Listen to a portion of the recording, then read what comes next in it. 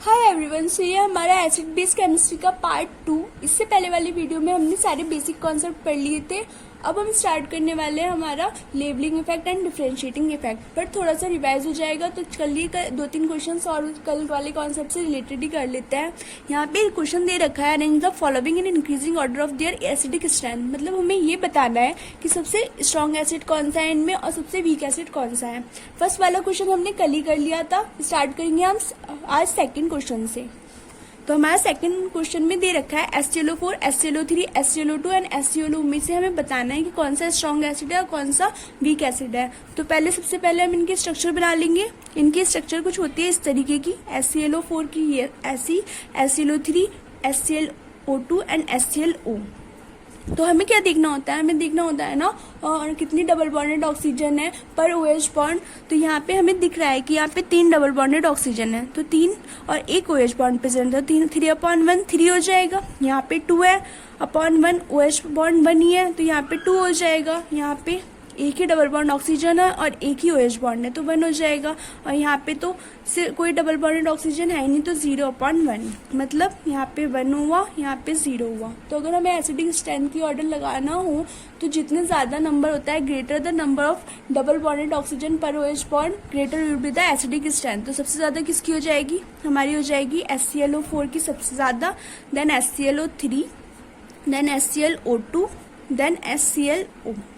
Second अगर हम question देखें तो ये हमारे पास है H3PO2, H3PO3, H3PO4। इन सब में हमें बताना है सबसे स्ट्रॉन्ग एसिड कौन सा है। तो स्टार्ट करते हैं, पहले इनकी स्ट्रक्चर बनाएंगे फिर देखेंगे कितनी डबल बॉन्डेड ऑक्सीजन है। तो अगर हम H3PO2 की स्ट्रक्चर कुछ इस तरीके से होती है, P डबल बॉन्ड O, एक OH ग्रुप प्रेजेंट होता है, बाकी 2 H अटैच्ड होते हैं। H3PO3 की देखें तो ये होगी P, एक double bond O, 2 OH group and एक H से अटैच्ड होता है। और H3PO4 की देखें तो ये होगा P डबल बॉन्ड O और 3 OH ग्रुप प्रेजेंट होता है। अब सबसे पहले निकाल लेते हैं वही रेशो। यहाँ पे एक ही डबल बॉन्डेड ऑक्सीजन है और एक ही OH ग्रुप है, तो यहाँ पे 1 हो गया। यहाँ पे एक डबल बॉन्ड ऑक्सीजन है और 2 H ग्रुप है, तो 1/2 हो जाएगा। मीन्स कितना हुआ, 0.5।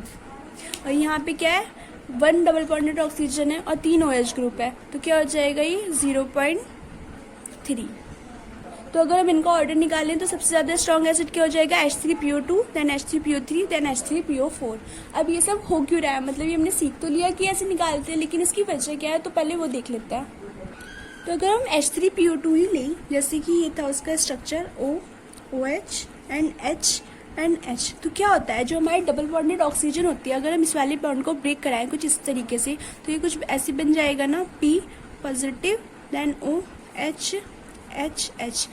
ऑक्सीजन डबल बॉन्डेड ऑक्सीजन जुड़े होने की वजह से यहाँ पे हमारा जो सेंट्रल मेटल है, जैसे फॉस्फोरस प्रेजेंट है, तो इस पे क्या हो रहा है, पॉजिटिव चार्ज इंड्यूस हो रहा है, जिसकी वजह से ये क्या करेगा, ये अपने बराबर वाले OH ग्रुप से जो है इलेक्ट्रॉन डेंसिटी अपनी ओर पुल करेगा, क्योंकि इसके पास पॉजिटिव चार्ज आ गया, इलेक्ट्रॉन्स की कमी हो गई ना, तो ये अब ऑक्सीजन से कहेगा कि कुछ इलेक्ट्रॉन्स मुझे भी दो। तो ये ऑक्सीजन से इलेक्ट्रॉन डेंसिटी पुल करेगा, तो ये ऐसे हो जाएगा, क्योंकि लोन पेयर प्रेजेंट होता है ना। अब जब ये ऑक्सीजन से इलेक्ट्रॉन्स पुल करेगा तो ऑक्सीजन हाइड्रोजन के इलेक्ट्रॉन्स अपने आप पुल करेगा, जिससे क्या होगा, जो H+ है वो इजीली निकल पाएगा। एसिड्स तो वही होते हैं ना जो H+ डोनेट कर देते हैं। तो जितनी ज्यादा डबल बॉन्डेड ऑक्सीजन होगा उतना ही फॉस्फोर, मतलब जो हमारा सेंट्रल मेटल है उस पर पॉजिटिव चार्ज आएगा, वो इलेक्ट्रॉन्स को पुल करेगा और प्रोटॉन का जो डिस्प्लेसमेंट है, मतलब प्रोटॉन इजीली वहां से निकल सकेगा और हमारी एसिडिटी इंक्रीज कर जाएगी। यही रीजन है। तो हम लिख भी सकते हैं इसे, due to double bonded oxygen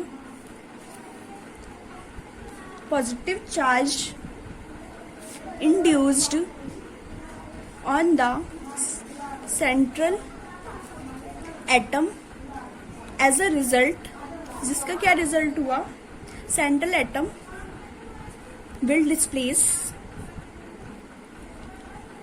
electron density from the oxygen of OH group and facilitate the loss of proton. This displacement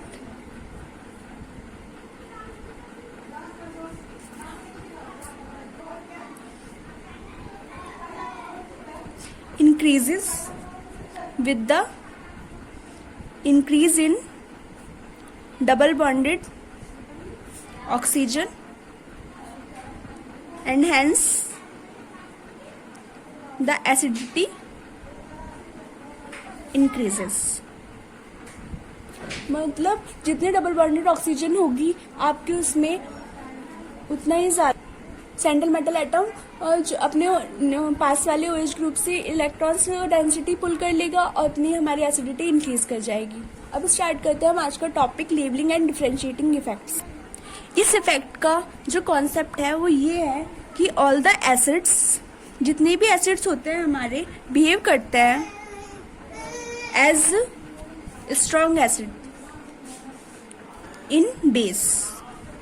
मतलब अगर हम कोई बेस ले लें उसमें हम एसिड डालें तो चाहे वो वीक एसिड हो चाहे वो स्ट्रॉन्ग एसिड हो, वो एज अ स्ट्रॉन्ग एसिड ही बिहेव करेगा. अगर हम इसका एग्जांपल देखें तो हमने HNO3 लिया और उसे NaOH बेस होता है ना और ये एसिड होता है, इसमें डिसॉल्व कराया तो हमारा क्या बनेगा H2O प्लस NaNO3. तो ये तो यहाँ पे पूरा डिसॉल्व हो गया. ये तो होता है ना एसिड प्लस बेस की अगर हम रिएक्शन कराएं तो हमें क्या मिलता है, एक तो हमें सॉल्ट मिलता है, एक वाटर. और अगर हम CH3COH की भी NaOH के साथ रिएक्शन कराएंगे तो हमें क्या मिलेगा H2O प्लस CH3CONA. तो क्या है, हमें पता है कि जो HNO3 होता है वो comparison to acidic acid strong acid होता है और जो CH3COH है वो हमारा वीक एसिड है. लेकिन जब हमने इन्हें बेस में डाला तो ये इक्वली इन्होंने एक जैसी रिएक्शन करी, मतलब एज ए स्ट्रॉन्ग एसिड से बिहेव करा. अब हम इन दोनों को किस कंपैरिजन पे कह रहे हैं कि एक स्ट्रॉन्ग है एक वीक एसिड है. तो अगर हम HNO3 लें और उसे वाटर में डिसॉल्व कराएं तो क्या होगा, यहाँ पे अगर हमारे पास 100 मॉलिक्यूल्स ऑफ HNO3 हैं तो जो हमें H प्लस और NO3 आयन्स मिलेंगे वो भी हमारे 100 ही होंगे. तो अगर पूरी तरीके से कोई आयन डिसोसिएट हो रहा है तो वो स्ट्रॉन्ग एसिड्स कहलाता है. और अगर हम एसिटिक एसिड लें तो क्या होता है, अगर हमने यहाँ पे 100 मॉलिक्यूल्स ऑफ एसिटिक एसिड लिए हैं तो ये डिसोसिएशन के बाद हमारा कुछ ऐसा हो सकता है कि सिर्फ ये 30 ही डिसोसिएट, मतलब 30 ही आयंस मिले. मतलब क्या होता है इसमें प्रेसिपिटेटेड बच जाता है. 70 जो है वो रिमेन्स एज अ CH3COH ही होते हैं सॉल्यूशन में और केवल CH3CO आयंस और H प्लस आयन को 30 मिलता है. इसलिए क्या कहते हैं हम, क्योंकि इनका कंप्लीट डिसोसिएशन नहीं हो पाता है इसलिए ये वीक एसिड कहलाता है. लेकिन अगर हम किसी एसिड, वीक एसिड हो या स्ट्रॉन्ग एसिड हो, अगर हम इसे बेस में करेंगे तो बेस के साथ रिएक्ट करके तो वाटर और सॉल्ट ही बनाएगा, मतलब कम्प्लीटली डिसोसिएट हो जाएगा. तो इसलिए क्या है, इसे कह सकता है लेवलिंग इफेक्ट, क्योंकि इसने जो हमारा स्ट्रॉन्ग एसिड था और वीक एसिड था दोनों की स्ट्रेंथ को लेवल कर लिया, इसलिए क्या कहलाया हमारा लेवलिंग इफेक्ट. बस ये बात याद रखिएगा कि अगर कोई भी बेस में हम कोई भी एसिड मिलाएं तो वो स्ट्रॉन्ग एसिड ही वर्क करेगा. इसका बस यही रोल था. सेकंड चलते हैं डिफरेंशिएटिंग इफेक्ट की ओर. अकॉर्डिंग टू दिस कॉन्सेप्ट, अगर हमारे पास कोई सॉल्यूशन में एक स्ट्रॉन्ग एसिड प्रेजेंट है और एक वीक एसिड प्रेजेंट है तो जो स्ट्रॉन्ग एसिड है वो अपना H प्लस दे देगा और जो वीक एसिड है वो एक्ट करेगा as a base in presence of strong acids. अगर हम इसे एक एग्जांपल्स के थ्रू देखें तो हमने सबने नाइट्रेशन रिएक्शन पढ़ी होती है. ये हमने लगा दिया OH और ले लिया हमने HNO3 प्लस H2SO4. अब हमें पता है कि H2SO4 जो है वो स्ट्रॉन्ग एसिड होता है इन कंपेरिजन टू HNO3. तो क्या होगा, यहाँ पे H2SO4 जो है वो अपना H प्लस दे देगा. किसे देगा, पहले HNO3 को, क्योंकि HNO3 बेस की तरह एक्ट करेगा और बेस को क्या चाहिए होता है, H प्लस ही चाहिए होता है. तो अगर इसने H प्लस दे दिया तो ये बन गया हमारा HSO4 माइनस. अब ये जो H प्लस है ये पहले रिएक्ट करेगा हमारे HNO3 से और बनाएगा हमारा H2O प्लस NO2 पॉजिटिव. अब ये जो NO2 है ये रिएक्ट करेगा हमारे सबस्ट्रेट के साथ और हमारे हमें क्या प्रोडक्ट मिलते हैं, ये हो जाता है ना NO2. हमें दो प्रोडक्ट मिलते हैं, एक तो हमारे पास ये दोनों प्रोडक्ट बन जाते हैं। तो क्या हुआ डिफरेंशिएटिंग इफेक्ट्स का, क्या हुआ कि HNO3 और H2SO4, चूंकि H2SO4 स्ट्रॉन्ग एसिड था तो उसने H+ जो हमारा वीक एसिड होगा वो H+ ले लेगा। जो H+ लेते हैं वो तो बेस होते हैं, तो एक्ट करेगा एज अ बेस, और जो स्ट्रॉन्ग एसिड है वो करेगा एसिड। तो इन्होंने डिफरेंशिएट कर दिया ना इन दोनों के बीच में, इसलिए ये क्या कहलाया हमारा डिफरेंशिएटिंग इफेक्ट्स। अगर हम एक एग्जाम्पल्स और ली तो हम लिख सकते हैं H2SO4 plus H+ B HSO4 4 minus. ये जो होता है इसका हमारा नाम है हाइड्रोजन टेट्रा किस बाइसल्फेटो बोरेट थर्ड। अब ये जो होता है ये हमारा बहुत ज्यादा स्ट्रॉन्ग एसिड होता है, मतलब वेरी वेरी स्ट्रॉन्ग एसिड। अगर ये बहुत ज्यादा स्ट्रॉन्ग एसिड है और उसमें H2SO4 पड़ा है तो H2SO4 क्या करेगा, इसका H+ ले लेगा और एक्ट करेगा एज अ बेस।